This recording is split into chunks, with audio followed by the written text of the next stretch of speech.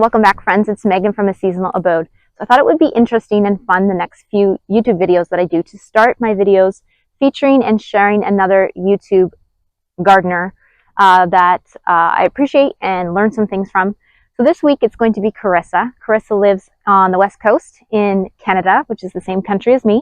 She's a little bit of a different garden zone, but this week she also shared a tour of her flower farm.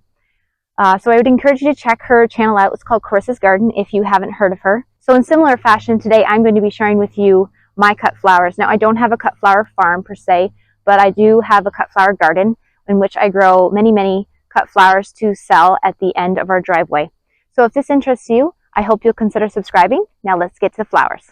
So if you're new here, my name is Megan and I like to garden, and I live in Southern Ontario, which is Zone 6 in Canada. And today I'm going to take you into my cut flower garden.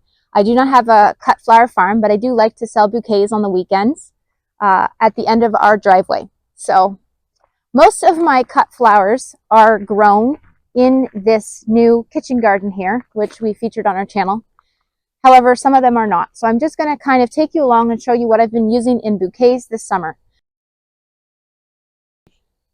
So starting off, we have the hyacinth bean climbing vine. I have used that in a number of bouquets this summer. It is now starting to pass. So starting off here in the kitchen garden in this bed, we had some of the Pro Cut Plum sunflowers, which we've already cut back. So today I'm going to be sharing mostly main season flowers that I grow. So starting off, we have the zinnias here. We have a little bit of a mix of the Bennery Giant Mix as well as Oklahoma. This year I purchased a number of seeds from Olive Seed Company on Etsy, and I was super impressed with the germination rate. So if you have not tried buying on Etsy, I would encourage you to try out that seller in Canada, Olive Seed Company. Very impressed. We have one little row here of Celosia. This is a hot pink one that I saved the seeds from last year.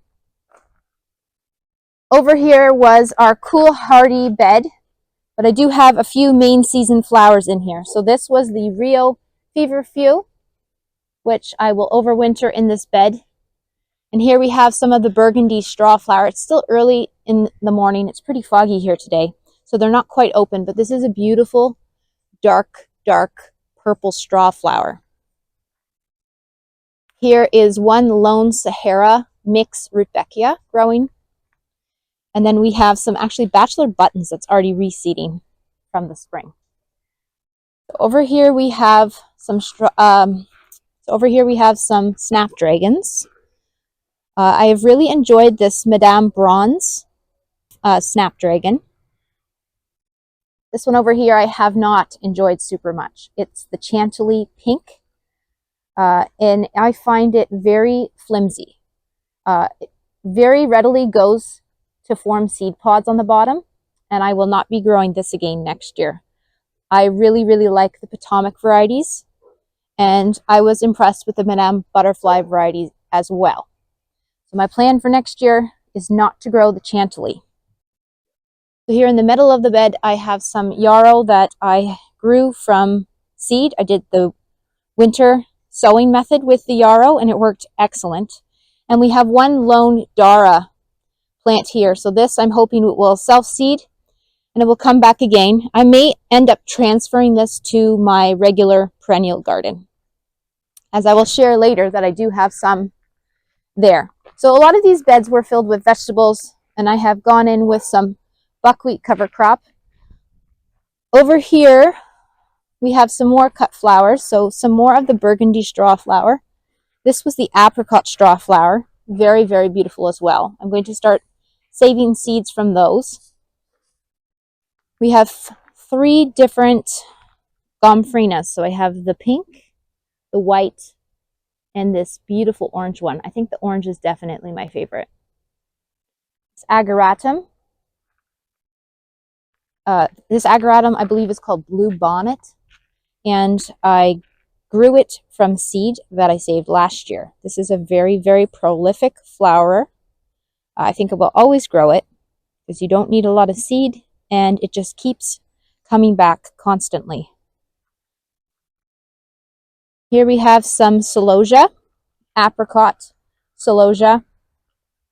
I enjoyed growing this as well. I'll definitely grow some more celosia next year. We're going to go this way, past some of the onions and leeks here. Here we have some dahlias. I'm not going to go into all the different variety names. You can ask in the comments below for my favorites if you're interested.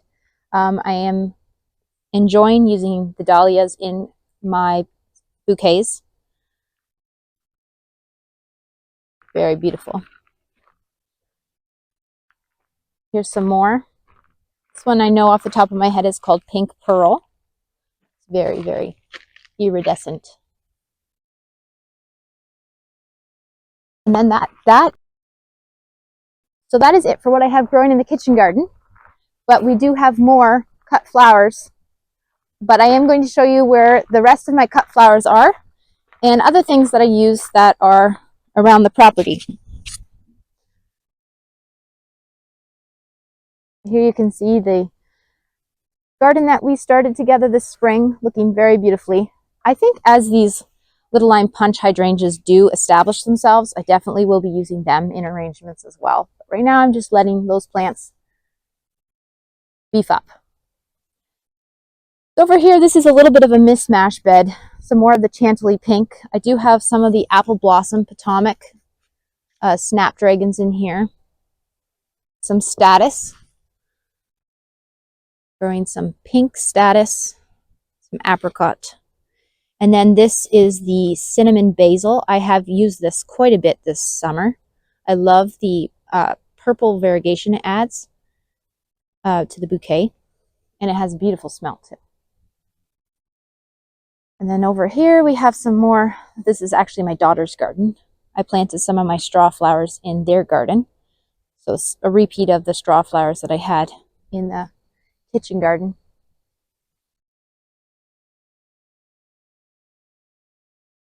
In this bed here, I have some of the Carolina Moon dahlias and some more of the Bennery Giant and some of the Queenie variety zinnias and some more Oklahoma as well.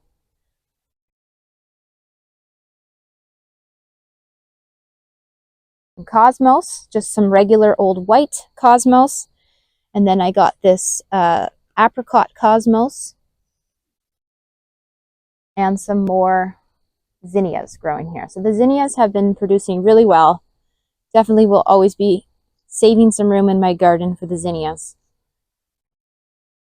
So now I'm just going to take you around and show you some other plants that I have growing in my perennial garden or just from bushes that I have grown in my yard that I also frequently use for my bouquets all the time that are not growing in actual garden beds.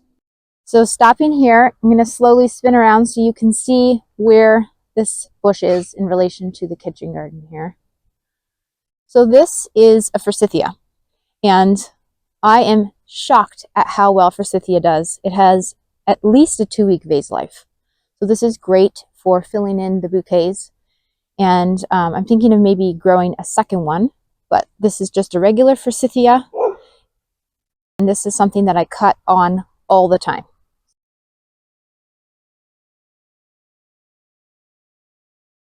Over here in the back of this deck garden, we have a 9-bark, a tiny wine 9-bark.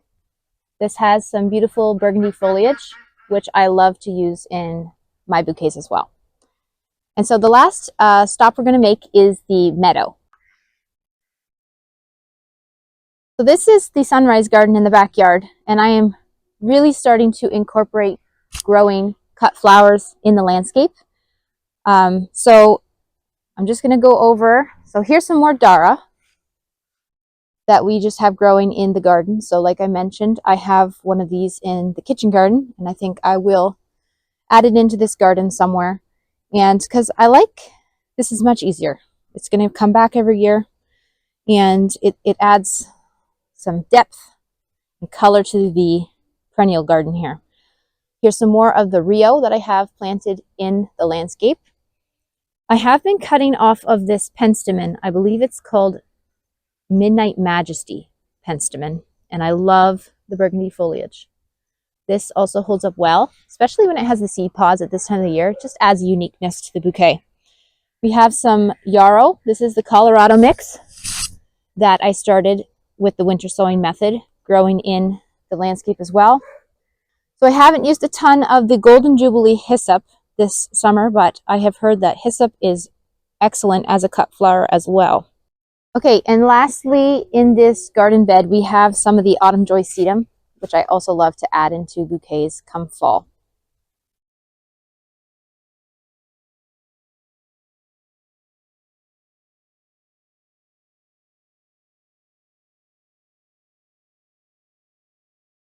So this is what I like to call the meadow or the orchard. We have 2 apples and 2 pears growing in here. And in years past, we would mow this area, but we have started to let it just go natural. And look at this beautiful, beautiful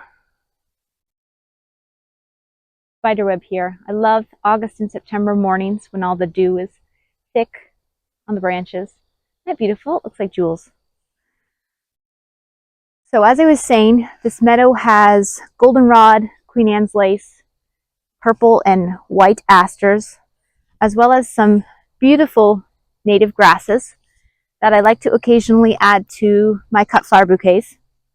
But what I'm hoping to show you here in the meadow is something that I'm trying to encourage to grow natively in this meadow because it is a native here, and that is the Triloba rudbeckia.